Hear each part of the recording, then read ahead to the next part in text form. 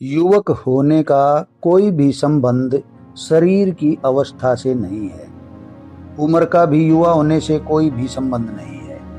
बूढ़े भी युवा हो सकते हैं और युवा बूढ़े हो सकते हैं। ऐसा क्यों? युवा होने का अर्थ है चित्त की एक दशा, चित्त की एक जीवंत दशा। बूढ़े होने का अर्थ है चित्त की मरी हुई दशा। युवक नहीं है इसका अर्थ है चित्त जीवंत नहीं है।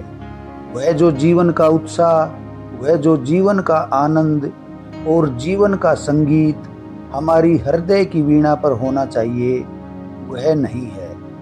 आंखों में, प्राणों में, रोए रोए में वह जो जीवन को जीने की लालसा होनी चाहिए, वह नहीं है। जीवन को सही से जिएं, उससे पहले ही जीवन से उदास हो जाते हैं। जीवन को जानने से पहले ही जीवन को जानने की जिज्ञासा समाप्त हो जाती है। न जीवन के अंधेरे को, न जीवन के प्रकाश को, न जीवन की गहराई को, न जीवन की ऊंचाई को, न जीवन की हार को, न जीवन की जीत को।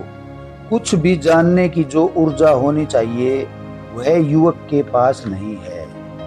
हम मानसिक रूप से इतने बूढ़े हो गए हैं कि अब हमारी जड़ें जीवन के रस को नहीं खींचती और न ही हमारी शाखाएं जीवन के आकाश में फैलती हैं और न ही हमारी शाखाओं में जीवन के पक्षी बसेरा करते हैं और न हमारी शाखाओं पर जीवन का सूरज उगता है और न जीवन का चांद चांदनी बरसाता है।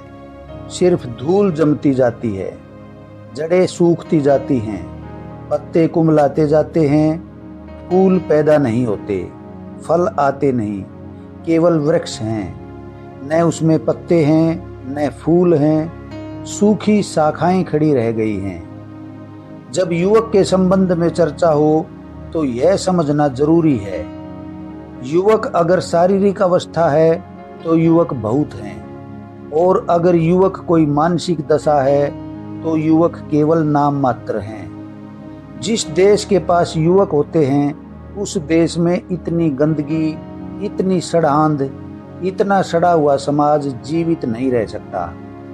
कभी की युवकों ने आग लगा दी होती। अगर युवक हों तो कोई भी देश हजारों सालों तक गुलाम नहीं रहते। कभी का उन्होंने गुलामी को उखाड़ फेंका होता। अगर युवक हैं तो हजारों हजारों सालों तक दरिद्रता, दीनता और दुख में दिन नहीं बीतते। उन्होंने कभी की दरिद्रता मिटा दी होती या खुद मिट गए होते, लेकिन नहीं, युवक शायद नहीं हैं। अगर युवक होते तो इतना पाखंड, इतना अंधविश्वास नहीं होता। करोड़ों रुपया पाखंड और अंधविश्वास में जला देते हैं लोग, उनको जलाने ही नहीं देते। युवक ही जाकर चंदा इकट्ठा करेंगे और वॉलंटियर बनकर पाखंड का हिस्सा बनेंगे और देश की संपत्ति को जलाएंगे। अगर युवक होते तो ऐसे लोगों को अपराधी कहकर पकड़कर अदालतों में खड़ा किया होता, जो मुल्क की संपत्ति को इस भांति पाखंड में बर्बाद करते। लेकिन युवक जहां नहीं है वहां किसी भी तरह की मूढ़ता चलती है, किसी भी तरह का अंधकार चलता है। युवकों के होने का सबूत नहीं मिलता। ये सब देखकर युवक किसी भी चीज पर राजी हो जाते हुए मालूम पड़ते हैं। वह युवक कैसा जिसके भीतर विद्रोह न हो। युवक होने का मतलब क्या हुआ? उसके भीतर जो गलत के सामने झुक जाता हो उसको युवक कैसे कहें?